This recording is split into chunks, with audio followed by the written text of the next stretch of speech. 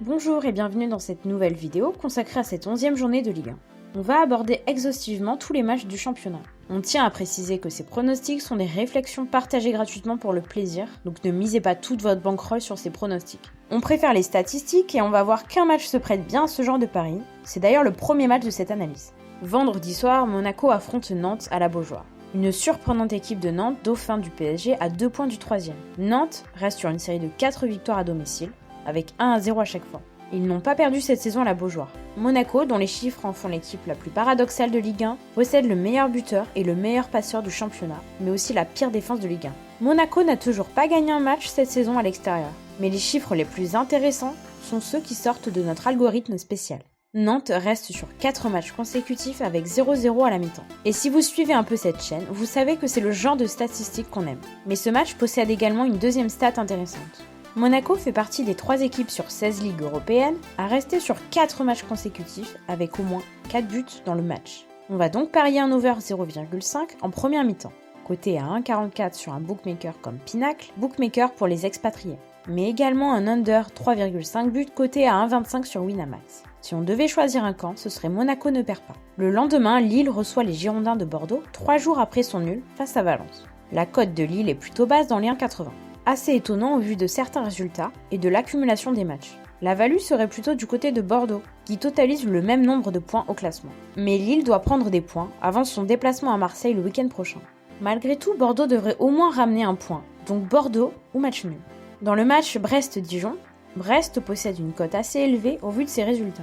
La value semble brestoise, puisqu'ils n'ont perdu que 2 matchs cette saison, dont aucun à domicile. Cependant, Dijon reste sur 4 matchs sans défaite. Une série relativement importante pour une équipe qui va jouer le maintien. Brest ne devrait pas perdre ce match et les cotes sont plutôt élevées pour Brest. 5, c'est le nombre de matchs que Lyon n'a plus gagné à domicile.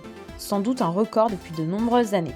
La facilité serait de prendre Lyon, mais attention à l'accumulation des matchs. 3 jours de repos seulement, plus une erreur de Lopez en fin de match à Benfica, qui va être dur à digérer. Le 1,43 de Lyon ne paraît plus si value, malgré la faiblesse de l'adversaire. Metz compte 1 point de plus que Lyon, mais 10 de moins au goal average. Cependant, comment ne pas prendre Lyon en sec sur un tel match? C'est le problème du football et de ses 3 possibilités de résultats. L'inefficacité des Lyonnais face à Dijon fera sûrement douter plus d'un parieur. Lyon reste sur 3 matchs avec moins de 2 buts. Rarissime pour une telle équipe. On peut donc espérer un over 1,5 sur ce match.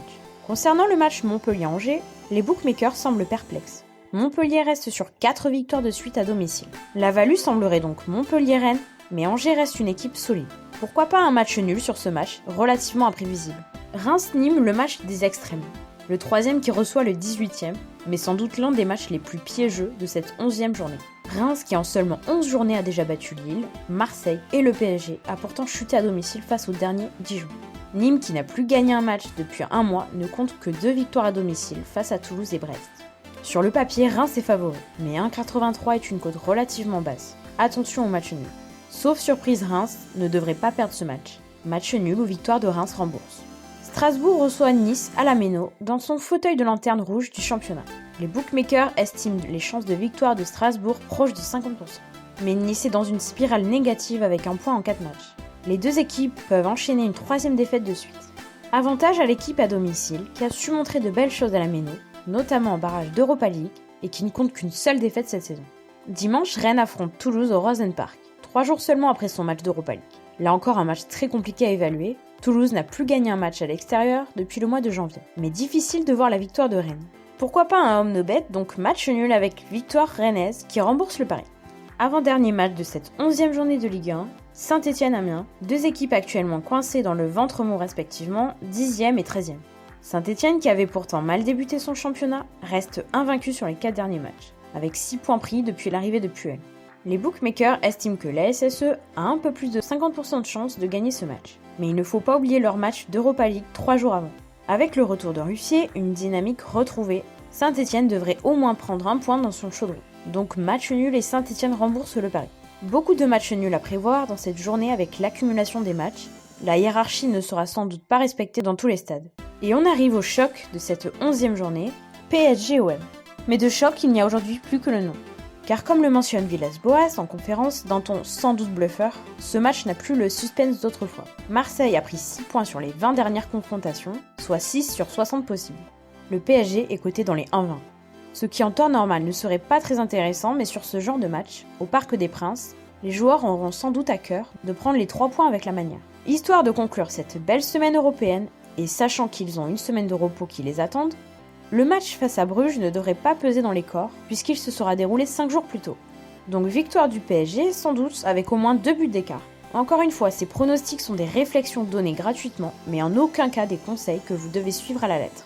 Chaque journée de championnat possède ses surprises. Les pronostics les plus sûrs pour nous sur cette journée sont les under 3,5 de Nantes-Monaco et l'over 0,5 à la mi-temps du même match.